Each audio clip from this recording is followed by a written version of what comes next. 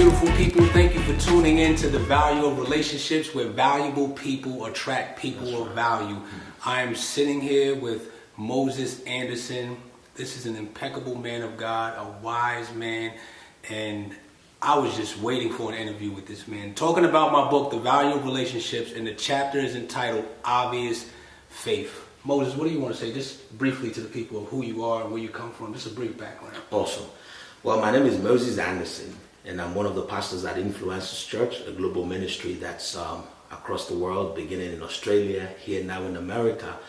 And I love the Lord. I've loved the Lord very dearly since I was a little kid. And just like most of us, I've had my detours. But thank God for my wife, and through the instrumentation of our union, God's really set me straight in a number of ways. And now we get to do ministry together, raising two amazing children, 8 and 4. And it's just been awesome doing the work of God. And also I've had opportunities, and I continue to have opportunities to actually make input into the world of information security and privacy. Nice. And that was what I went to school for, so I get to do a lot of consulting in privacy, security, and every now and again management consulting. And so I guess that's Moses Anderson in a nutshell. So Moses, when you hear the term obvious, what comes to your mind? Well, a friend of mine comes to my mind. We call him Captain Obvious because he likes to state the obvious. I guess the obvious is what's actually hit the consciousness of not just one, but multiple people. Because sometimes when it's only obvious to one person, it might actually be far from reality. It might just be a very clear imagination or an illusion. But I like to think about obvious as something that is not just apparent to one, but apparent to more than one. Remember the guy that Jesus prayed for, whose son was under some kind of demonic oppression. And he came to Jesus, but first to his disciples, and the disciples couldn't do anything about it, and they all waited until Jesus shows up. And when Jesus showed up on the scene, he said to the man, "Do you believe?" The man says, "I believe, help my unbelief." And that moment, the Bible records that he started to cry, and Jesus then said, "Your faith has made you whole, or be it unto you according to your faith." So the thing about it is, to the man, the belief was obvious, but then it wasn't as obvious until there was a manifestation of something that others can attest to. So I like to side or stay on the side of obvious that has a witness, that can be attested, as opposed to obvious that might just be imagined. And that goes along with the next statement I was going to make, or question I should say. I first asked you, what does obvious, that term, means to you? Now when you connect the two, obvious faith, what comes to your mind now? Obvious faith is simply defined as faith that has works that match the conviction. So if I'm convinced in my heart that I believe this of God or of myself, or a promise that I have seen in the Word of God, that faith that is not obvious until I put some works to it. And so obvious faith is faith that is actually supported by tangible works that can be seen by others, so that when I receive that which my faith is drawing out of heaven, people can glorify God. Because then they will say, while he was busy doing that, we thought he was just messing about. He must have truly believed that God said that to him. You see how my faith through my works now becomes an obvious faith that others can learn from, so that my life doesn't just seem like a magical mystery. It becomes an example that others can follow.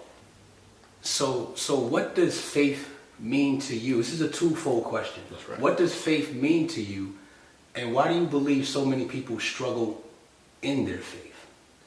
So faith is an instrumentation of the heart. But quite often we live in the realm of the sights, the things that we can see. We live more following our feelings as opposed to paying attention to the power within us that can make things happen.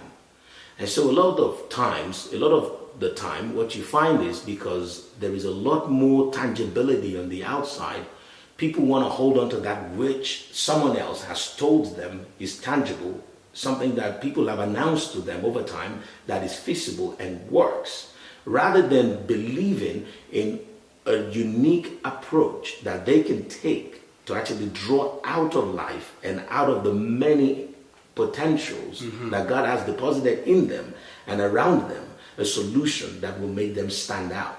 And so faith is not what you see on the outside, but what you see on the inside that you hold on to enough until it becomes visible on the outside. And so when people struggle with having faith, it's because they're not willing to let go of what they see on the outside to focus on the picture that can be concocted on the inside. Do you believe they're more attached to the obvious than the unseen? Because the obvious, once it's obvious, it's seen. So we no longer have to be like, oh, what is this? What is this? It's already seen. I gave a description of that in the book where I said, if a female's walking and her belly's protruding, we don't have to say, man, I wonder if she's pregnant. It's obvious. It's clear that she's pregnant. Oh, yes. So but now you're talking about an obvious miracle as opposed to an obvious faith. So when you see that the woman is already pregnant, that is no longer faith. It is already now made manifest. Remember the way the Bible describes faith or defines faith in the book of Hebrews chapter 11 verse 1. The Bible says that faith is the substance of things hoped for, the evidence of things that aren't seen. So basically you can say that faith is the evidence of things that are not yet obvious, the evidence of miracles that haven't materialized. Yeah. So if you're believing God for the fruit of the womb, then you have faith, and your faith can be obvious by the time you start to make room in your house for a baby. When you start telling people that I believe that God is going to do it, and you're full of smiles rather than looking depressed, that is an obvious faith, even though you aren't pregnant yet. Yes. But by the time you begin to see the woman's belly shooting out, then it's no longer faith. That is an obvious miracle. Exactly. And so a lot of people are used to sticking with the obvious miracles or the obvious mementos. A memento is something that someone shows to you as a testament or evidence to where they have been. Okay. So like a souvenir. So if I travel to Australia, I can bring you a souvenir that says I love Sydney, I love Adelaide. Now you can tell that I was there, or I can show you a photo. So the pregnancy is obvious to others as an obvious miracle because someone says, look at my belly, because I've been in the place of faith. So a lot of people don't know the distinction between having an obvious faith and actually looking at an obvious miracle or an obvious event or incident. And so when you look at what's already there, you're depriving yourself the opportunity of what can actually be. Yes. Okay. With that being said, do you believe that your faith has altered your life in terms of how you face challenges?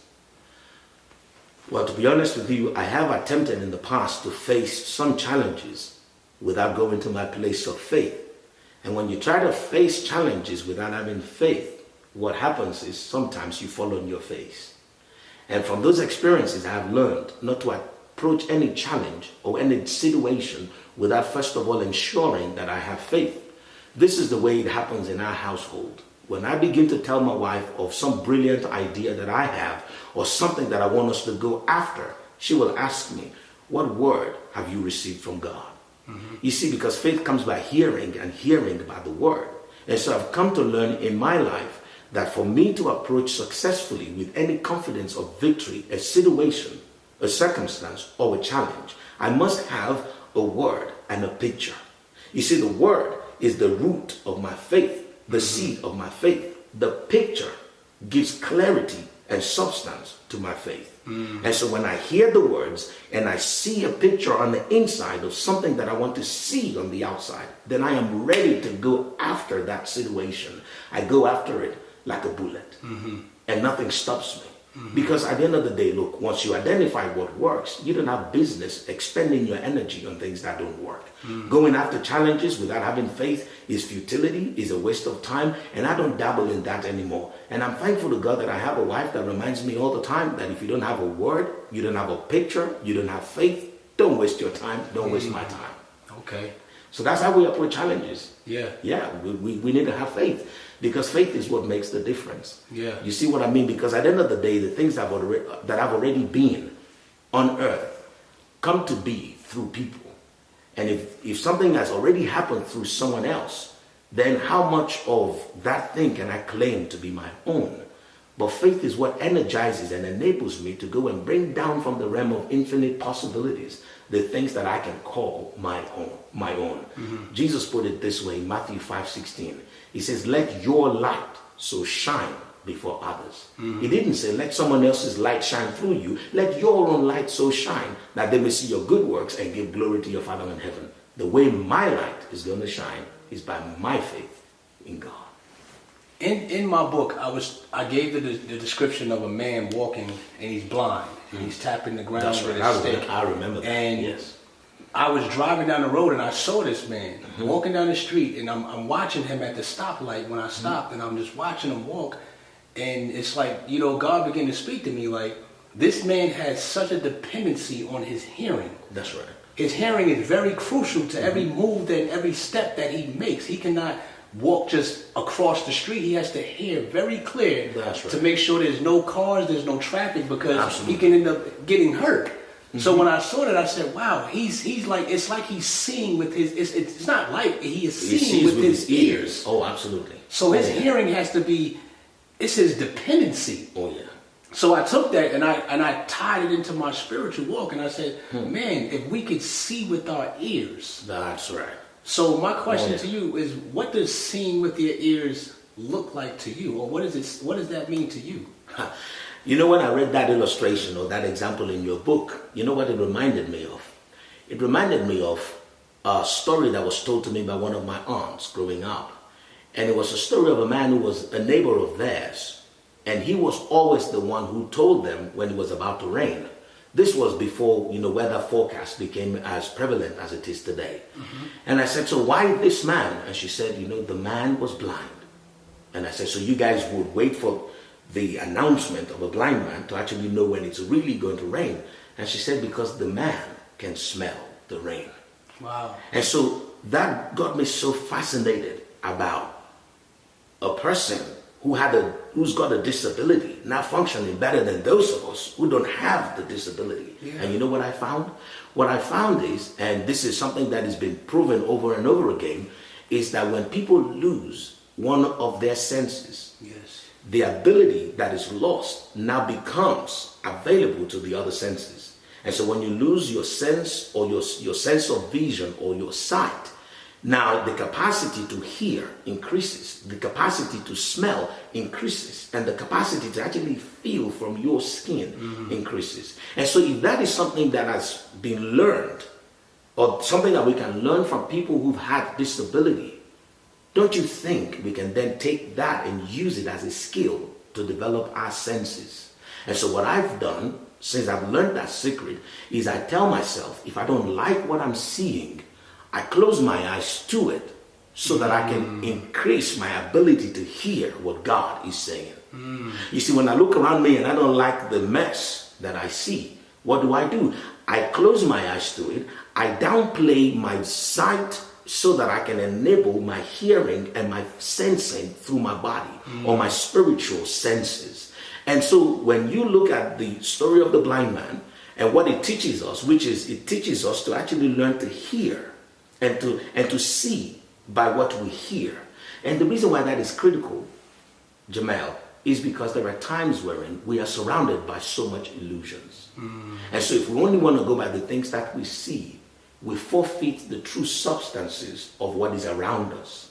You see, because the guy is using the stick to hit the ground to listen for the feedback that is coming from objects that you may overlook because they exist in your blind spot.